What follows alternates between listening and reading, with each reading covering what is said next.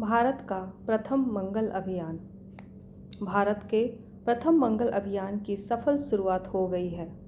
5 नवंबर 2013 को श्रीहरिकोटा से देश की तकनीकी क्षमता का डंका बजाने वाला भारतीय अंतरिक्ष अनुसंधान संस्थान इसरो का मार्स ऑर्बिटर मिशन MOM यानी मंगलयान सौर मंडल के सबसे खूबसूरत लाल ग्रह यानी मंगल से मिलन के ऐतिहासिक सफर पर रवाना हो गया है।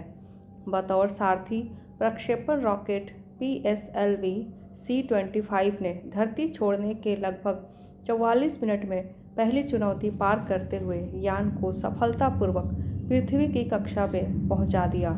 इस प्रकार 450 करोड़ रुपए की लागत वाले मंगल अभियान का पहला चरण सफलतापूर्वक पूरा हो गया है।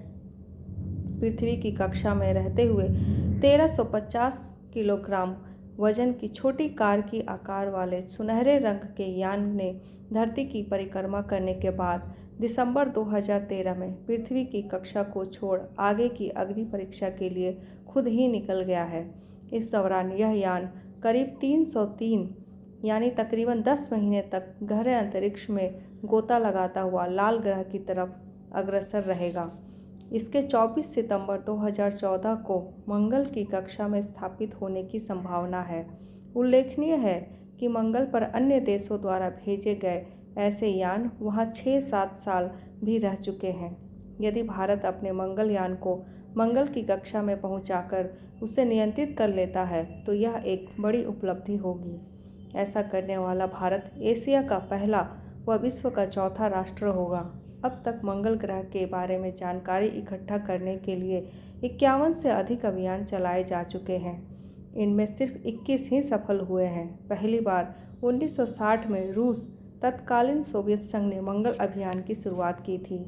मिशन का मकसद मार्स ऑर्बिटर यान में 5 प्रमुख अंतरिक्ष उपकरण जैसे कि Mars colour camera, methane sensor, Lyman alpha photometer, thermal infrared spectrometer और मार्स स्पेक्ट्रोमीटर में भेजे गए हैं। इन उपकरणों का वजन लगभग 15 किलोग्राम है।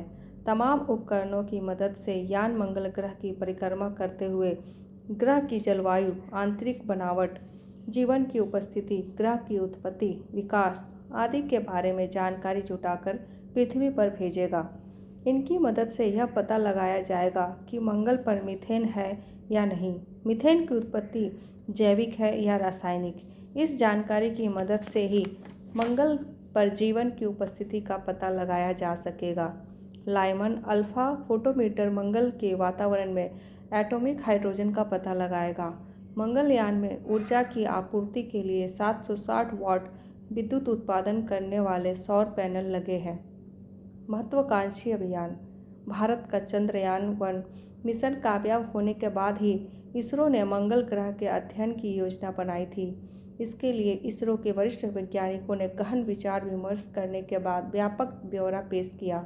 इससे जुड़े पैनल में इसरो के पूर्व अध्यक्ष UR राव, अंतरिक्ष विज्ञानी रुद्दाम नरसिम्हा और IIS बेंगलुरु के कई प्रोफेसर भी शामिल थे। कुछ महीने पहले सरकार की सहमति मिलने के बाद इसरो ने इस दिशा में काम करना शुरू किया।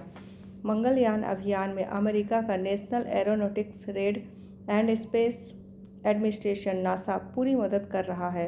नासा की जेट प्रोपेल्सन लेबोरेटरी अपने डीप स्पेस नेटवर्क फैसिलिटी के माध्यम से संचालन और संदेश भेजने में मदद कर रही है। मंगल ग्रह पर किसी भी देश का पहला अभियान अभी तक पूर्ण रूप से सफल नहीं रहा है। ऐसे में पिछले साल प्रधानमंत्री के लाल किले से देश के पहले मंगलयान अभियान की घोषणा के साथ दुनिया की निगाहें बरबस इस कदम पर टिक गई। भारतीय अभियान के सफल होने की स्थिति में एक नया कीर्तिमान स्थापित होगा। एशिया में हम मंगल पर पहुंचने वाले पहले और विश्व में चौथे देश होंगे। इससे पहले जापान और चीन की कोशिशें नाकाम हो चुकी हैं। अभियान की चुनौतियां मंगलयान के समक्ष कई बड़ी चुनौती है। पृथ्वी से मंगल की दूरी जो 20 से 40 करोड़ किलोमीटर के बीच है। इस वजह से मंगल में भेजा गया कोई भी मैसेज पृथ्वी तक 40 मिनट देर से पहुंचेगा। दूसरी बड़ी चुनौती है भारत का मंगलयान ग्रह की सतह से 350 से 80 हज़ार किलोमीटर दूर रहते हुए परिक्रमा करेगा। वहाँ का वातावरण और गुरुत्वाकर्षण भी मिशन में बाधा पैदा कर सकता है। आशा की जानी चाहिए कि भारत का यह पहला मंगल अभियान अपनी मंजिल पाने में सफल होगा। लाल ग्रह यानी मंगल पर मीथेन और हाइड्रोजन जैसी गैसों व खनिजों का पता लगाने के लिए मंगलयान में 5 खोजी उपकरण भेजे गए हैं। भारतीय अंतरिक्ष अनुसंधान संगठन इसरो की प्रयोगशालाओं द्वारा तैयार इन उपकरणों को मंगलयान में व्यवस्थित रूप से लगा दिया गया है। ये पांचों ही उपकरण स्वदेशी हैं। इस बार कोई विदेशी पेलोड तक इसमें शामिल नहीं किया गया है।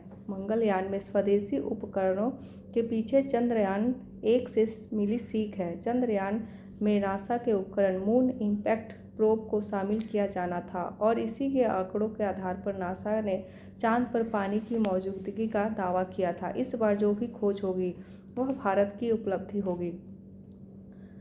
लीमन अल्फा फोटोमीटर LAP यह उपकरण मंगल के ऊपरी वायुमंडल में ड्यूटेरियम व हाइड्रोजन कणों की किसी भी रूप में मौजूदगी या इनकी किसी प्रक्रिया का पता लगाने में मदद करेगा। इसमें लगे अत्याधुनिक लेंस ऐसे कणों को डिटेक्ट करके मुख्य नियंत्रण कक्ष को संदेश भेजेंगे।